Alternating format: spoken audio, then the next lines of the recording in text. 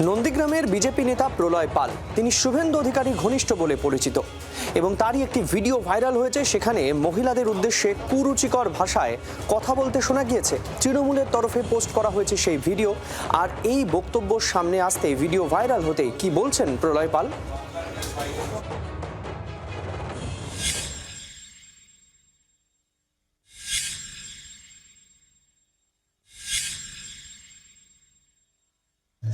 যা যা যা তোরা গুজরাট চলে যা, চেন্নাই চলে যা, সারাদিন মাথার ঘাম পায়ে ফেলিয়ে ইনকাম করে বাড়িতে পাঠা। আর এদিকে দেখ বাড়ির বউটা দীঘা চলে যাচ্ছে উন্নয়নের পাঁচালি গান গাইতে। দীক্ষা নিতে কোন হোটেলে দীক্ষা নিচ্ছে, কতক্ষণ দীক্ষা নিচ্ছে জানি না, বাড়িতে ফিরে এসে দেখিস বউটাকে যেন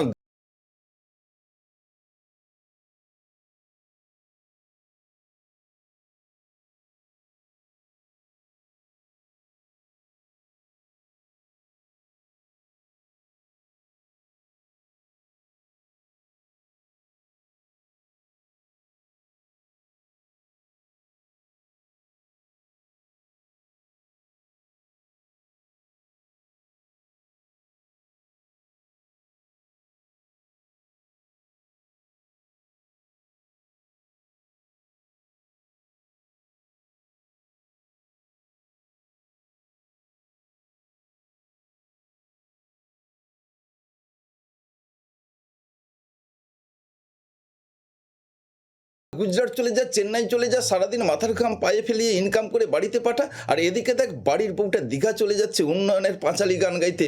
দীক্ষা নিতে কোন হোটেলে দীক্ষা নিচ্ছে, কতক্ষণ দীক্ষা নিচ্ছে জানি না, বাড়িতে ফিরে এসে দেখিস বউটাকে যেন গায়নও দেখাতে না হয়। দোলের দিন নন্দীগ্রাম থেকে বেশ কয়েকটি বাসে কয়েকজন মহিলাদের দীঘার জগন্নাথ মন্দির দর্শনের জন্য নিয়ে গিয়েছিল তৃণমূল। শাসক দলের অভিযোগ, সেই মহিলাদের উদ্দেশ্যেই কুরুচিকর মন্তব্য করেছেন বিজেপি নেতা প্রলয়। এই বিজেপির নেতার এই ধরনের কুৎসিত মন্তব্য আবারও প্রমাণ করলো যে বিজেপি আসলে ঠিক কতটা নারী বিদ্বেষী দল।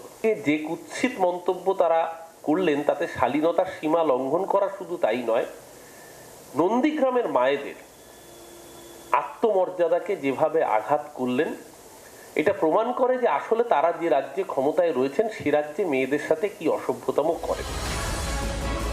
যদিও প্রলয় পালের দাবি, তিনি কাউকে উদ্দেশ্য করে বা অপমান করতেই মন্তব্য করেননি। রাজ্যের অনেক যুবক বাইরে থাকেন কাজের সূত্রে, তাদের সতর্ক করতেই নাকি তার এই মন্তব্য।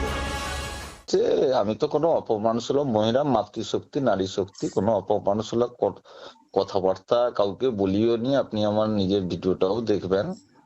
আমি সাবধান করেছি যে বাড়ির পুরুষের অবর্তমানে মহিলাদের নিয়ে দীঘা চলে যাচ্ছে বাস ভর্তি করে।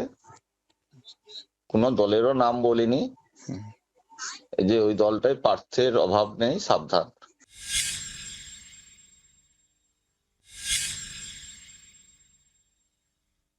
বিজেপি যদি নারী বিদ্বেষী হয় তাহলে মমতা ব্যানার্জি আপনি কি?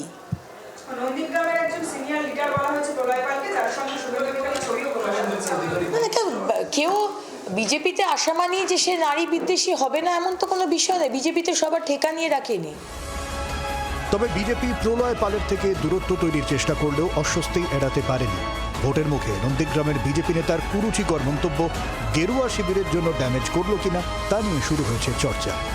পূর্ব মেদিনীপুর থেকে কিরণ মান্নার রিপোর্ট, জি24 ঘন্টা। বাংলার আওয়াজ, বাঙালির আবেগ, জি24 ঘন্টা।